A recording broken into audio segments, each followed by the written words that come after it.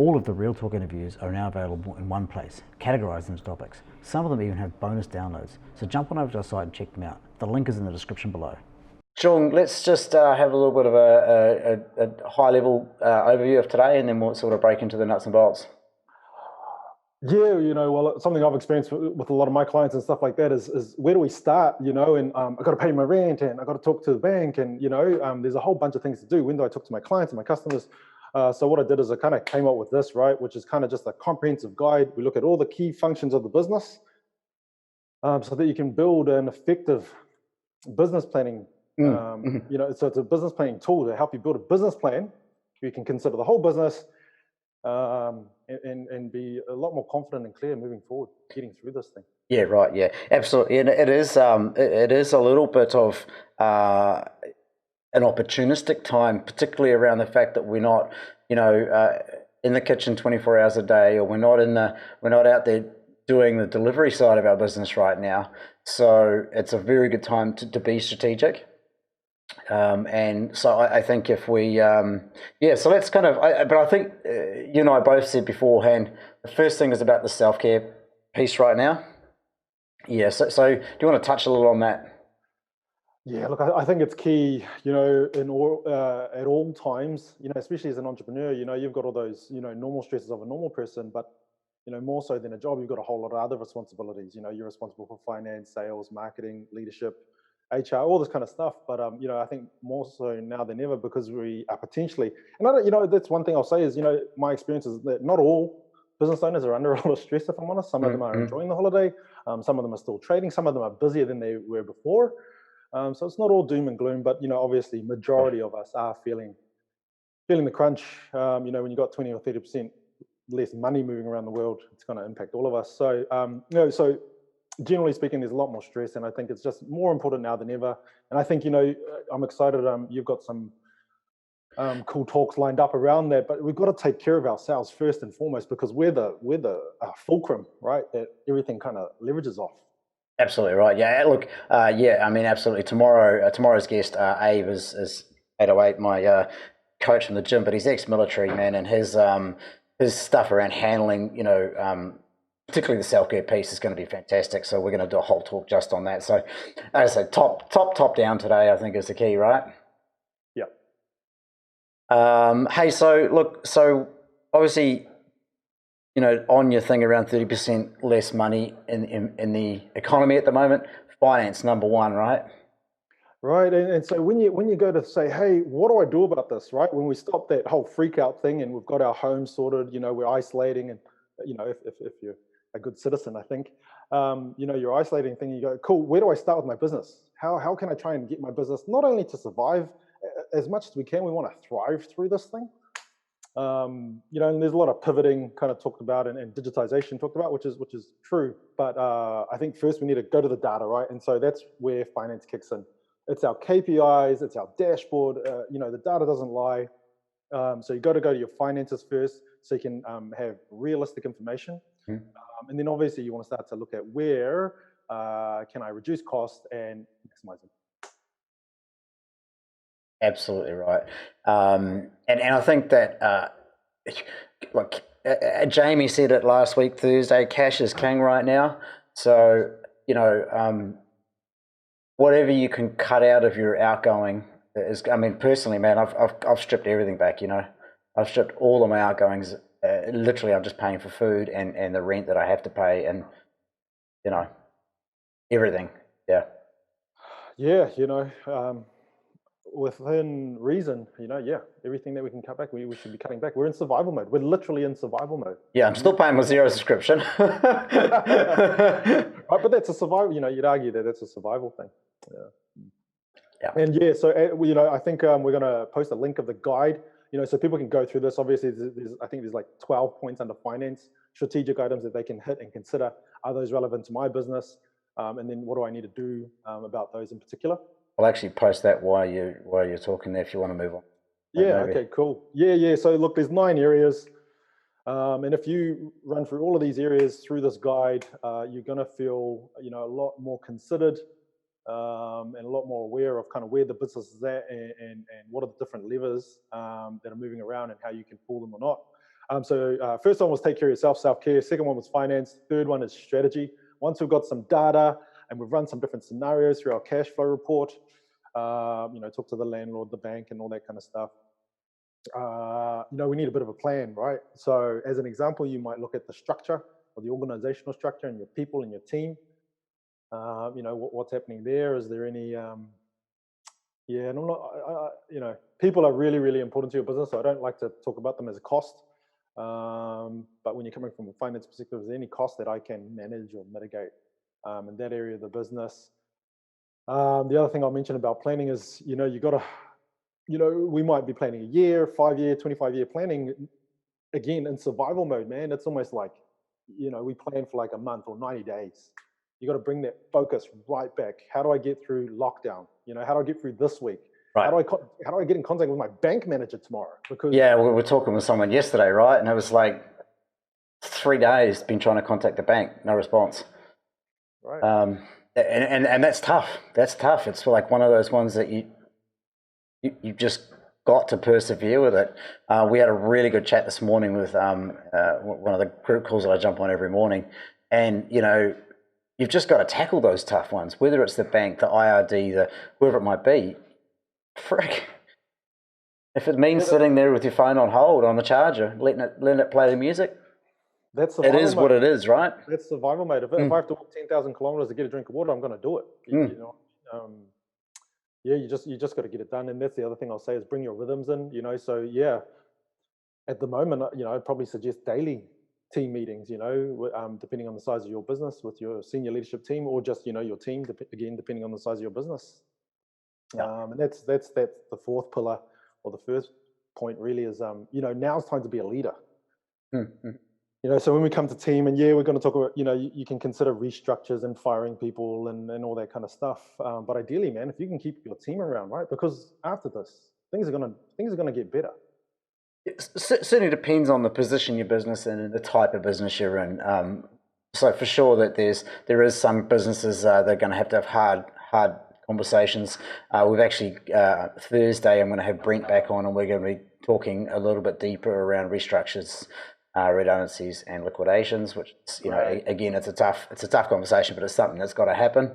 And I've actually got a special guest on Friday who had to do some major restructuring and redundancies. So just to give a bit of a real world story.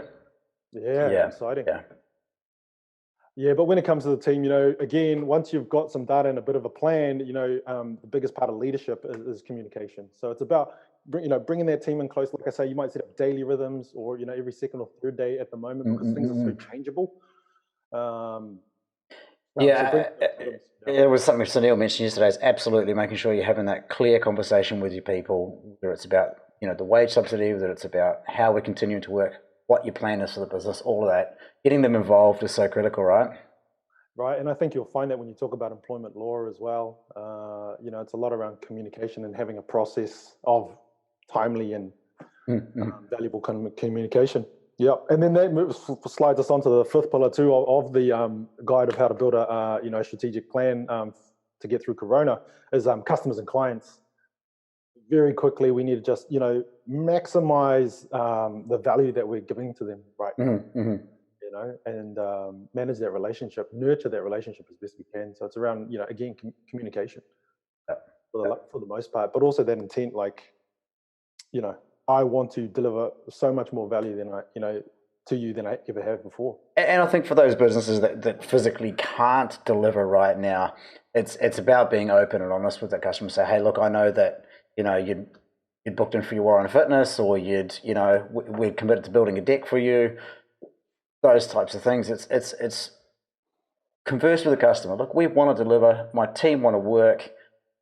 We're just waiting for this alert level to go down. We're trying to do the best we can, and do your best to try to keep that customer as a customer for when we go back down to level 2 or below.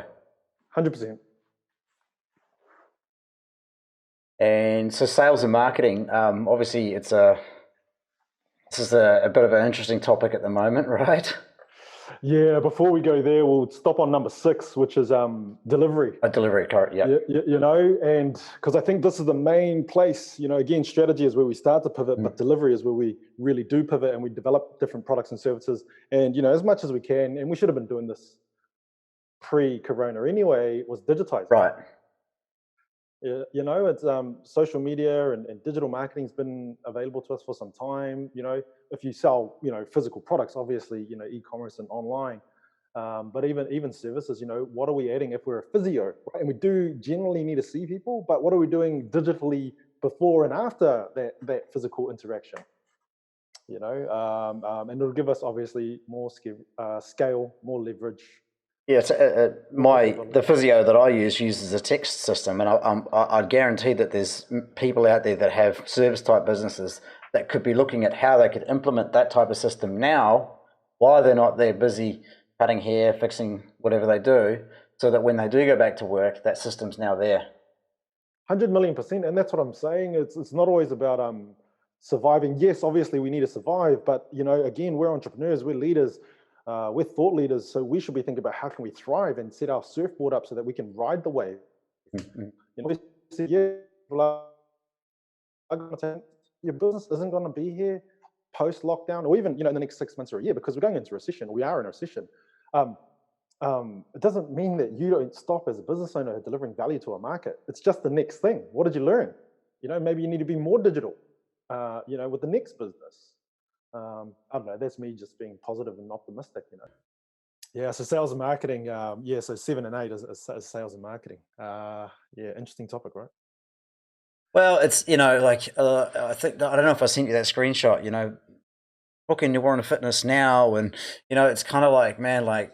Or Burgerfield's one that I got the other week, and I'm a Burgerfield fan, but it's like, oh, we're taking extra care and washing our hands. It's like, well, guys, you're in the food service industry. I expect that, you know. So yeah, I do. I mean, but it's like, let's make sure if we are going to send a marketing message out right now, it's sensitive to the way people are feeling.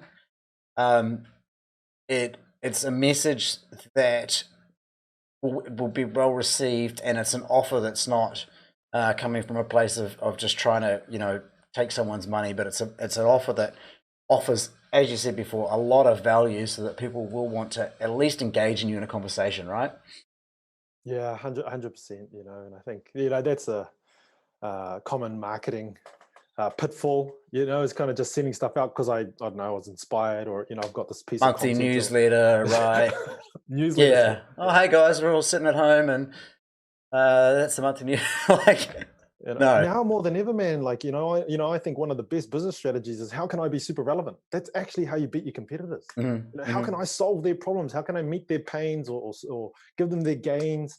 Meet their requirements better than my competitors or any other solution in the market, and it's more true now than I think it ever has been. So, and if you can position yourself that way by potentially developing products and services, bringing in texting to your business and whatever that is.